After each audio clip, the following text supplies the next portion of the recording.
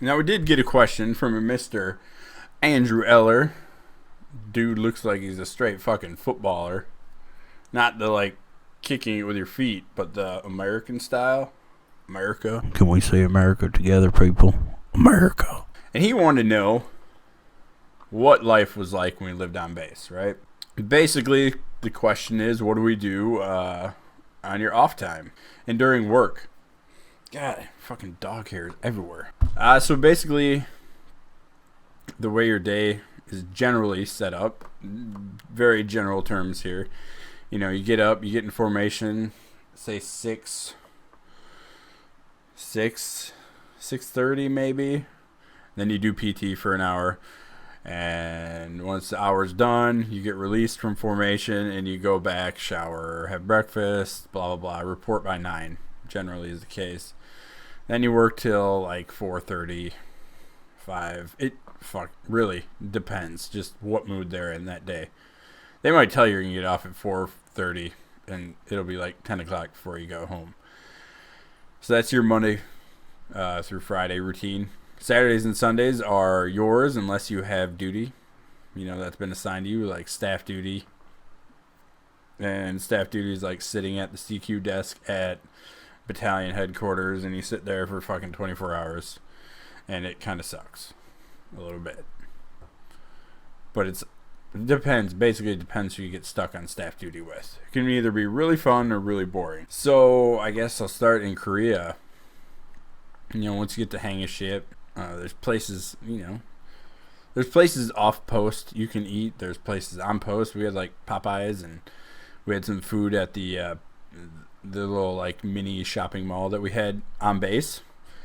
So you can just kind of like, let your hair down. You put your civilian clothes on and hang out and bullshit and, do whatever. Basically, all that matters is that you don't miss formation and you're not a bag of shit the next day. So get creative. We had some late nights, and all that matters when we showed up to formation and we fucking did PT and we didn't fall out. Nobody's really going to say anything to you. Korea, though, off time. So there we had curfew while I was in. But right out off post, right outside the gates, there was, a bunch of like American, like the focal point was to make them appealing to American soldiers because we were right there. You could go out into the main city and there'd be regular Korean bars and stuff like that, but for whatever reason over the years, I don't know when this started, but they'd have drinky girls, right? Drinky girl is, some people call them juicy girls. I don't know why the fuck they call them. I don't like that. That's dumb. Doesn't make sense because drinky girls, they come up and they go, you want to buy me drink? And you're like, no, get the fuck away from me, please. Ugh. Or you're like the other part of the population who's like, fuck yeah. Buy your drink, and you buy him a drink. It's an expensive ass drink. And I know this because I've tried these drinks, that you buy them drinks and they don't even drink them. So drunk, wandering around the Ville, as it was called, outside the gates of Camp Casey, South Korea. I would go and I'd be like, fuck, I'm going to drink this drink while this girl's like making out with Joe on the couch. All these places have like couches and shit. It's fucking so weird. And they play a lot of music videos, which that's actually fun because there was a place called the Head Club. Not that kind of head club, but it was more like headbanging head club. Like they played a lot of rock music videos. So you just go and you tell them what videos you want to see, and they play them. And you drink some beers and get hammered, have fun. But these drinks that you buy the drinky girls, they're like fucking fruit juice. Like I drank them, I'm like, what the fuck? There's no alcohol in this bullshit. And these girls, it's kind of a sad situation, right? They get told they're coming over to be like singers and shit, and then they get kind of sucked into this bullshit game. But anyways, most of them are pretty cool. Some of them are fucking annoying. Use your own discretion, folks. All right, that's all I gotta say. Some fuckers end up marrying them, even though you tell them like 10 times, don't marry drinky girl, bro. And definitely don't do other specific things, like go downtown. Bobby Brown, don't do that. We had one guy showed up to work, fucking had some growth on his face. It was, whew. Yeah, but as far as our weekends would go, you know, like when you go to like a state park or whatever, they have those built-in, like always there charcoal grills. Well, we had those too, like around our barracks. So you get charcoal and get some meat, cook some food, grill out on the weekend. A lot of times though, we just kind of like when I would get off work, say specifically on Friday, go back to my room, hop in the shower, get clean. And then, you know, they had those deadbolt things on doors. Well, I would open that or, you know, shut that so my door would, you know, not shut fully. That meant, hey, come on in, people. And I would just crank my music, get on the internet, dick around, drink some beers, have fun. And then we'd all, you know, eventually link up and be like, all right, where do we want to go? Which 98% of the time at Camp Casey, it's like, oh, we're going to the Ville. Okay. Or you could go to Tokery too, which was you had to get a taxi to go there. That was kind of fun too, but really the Ville worked for what you were looking for. Yeah, but you could go shopping and shit. They had big thing in like Korea is pirated video games, pirated movies. You get video game systems that they mod them so they can play these basically DVD-R, or now they'd probably be Blu-ray, you know, rewritable discs, and they just copy these games and they sell them for like $10.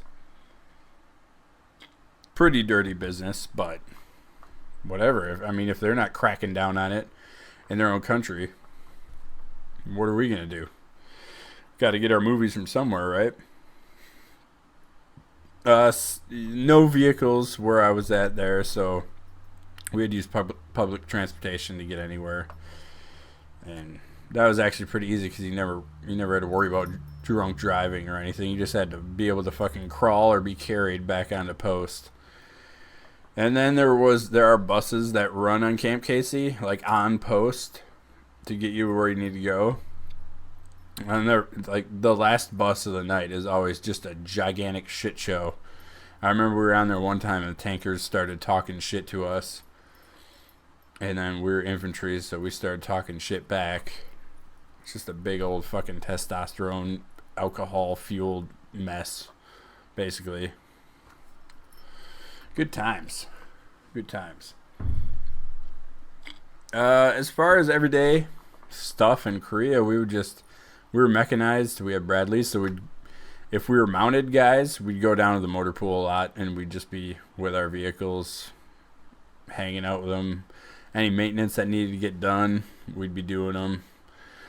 Shit like that. That's our daily basis. The guys who were dismounted, they would kind of hang out and do training and shit like that. But yeah, you get free time to be you. You still have the haircut. You still stick out like a sore thumb. People know you're in the military. It doesn't matter. Especially when you go stateside. When you go stateside, though, you can have your car. You can live off post. You couldn't live off post during my time in Korea. Or, you could, but it was a big pain in the ass to try and make it work. And it just made more sense to stay on post. But stateside, you get your car, and you're definitely way more, like, just human on your days off. You do have a 250-mile bubble, like circumference, around wherever your base is to where you can go without needing a pass.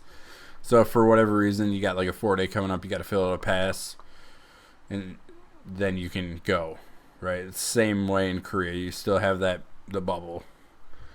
But anytime you're off work, you can go anywhere within those 250 miles. Like I said, as long as you're there the next day for formation on time, you're not late, you're good to go. But having your own vehicle and stuff makes it a whole different world, and you're stateside. So you're just, basically, we'd get done work, we'd go off post. We'd go to Manhattan, Kansas a lot, get dinner. Tuesdays when, I don't know if you don't know this, Tuesdays is when they release like most of the new movies on, like, it would have been DVD at the time. So me and my buddy would always go down to this place, see what new movies came out, get them, watch them, live life. People stateside off post, like food delivery, pizza and stuff, Chinese food, they can deliver on post. So it's pretty normal living. You're always in the military. So not only do the regular rules apply to you, but you have an additional pile of rules that apply to you in your, conduct and behavior off duty and on. But like on the weekends and in Fort Riley, we'd go down to Aggieville, where K-State is in Manhattan, Kansas, and we'd fucking go get drunk. And if you're smart, you make friends with like college people, or you got buddies who end up dating college girls. And if they're if they're not calling you rally rats and holding you fucking away with a big old stick because they don't want anything to do with you because they have all these preconceived notions about you.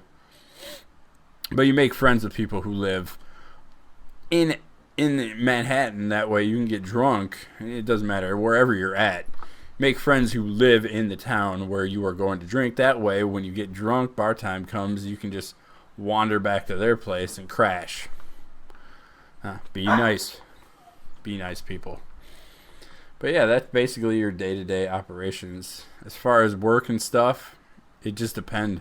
Sometimes, we'd be cleaning weapons, cleaning around the CQ, going down in the motor pool. There's days where you're training. It really depends. It's a day-to-day thing that you just kind of, you flow with it. Because they'll tell you. It's just, there's no rhyme or reason to it. It just is what it is. But anyways, that's life.